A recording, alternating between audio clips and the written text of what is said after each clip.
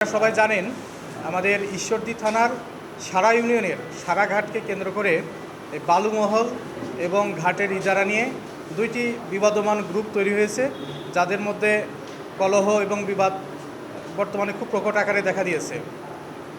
Recently দুইটা ঘটনা ঘটেছে।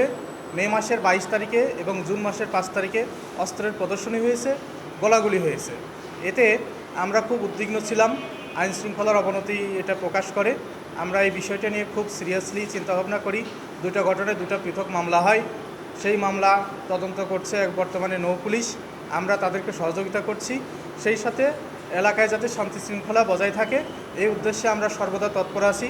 আমাদের রেঞ্জ ডিআইজি স্যার এবং আমাদের পুলিশ সুপার স্যারের সার্বিক তত্ত্বাবধানে আমাদের অফিসার ইনচার্জ এবং আমি নিজে উক্ত এলাকায় শান্তি শৃঙ্খলা বজায় রাখার জন্য পুলিশের টিম মোতায়েন করেছি।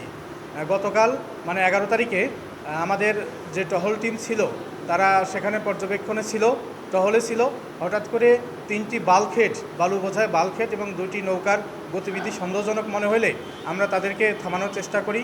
আমাদের টহল টিম তাদেরকে থামানোর চেষ্টা করে জিজ্ঞাসাবাদ করার জন্য, কিন্তু তারা পুলিশকে অ্যাভয়েড করে দ্রুত গতিতে তাদের যানগুলো দ্রুত গতিতে সরিয়ে নেওয়ার চেষ্টা করে। তখন আমাদের মধ্যে আরও সন্দেহ প্রকট হয়।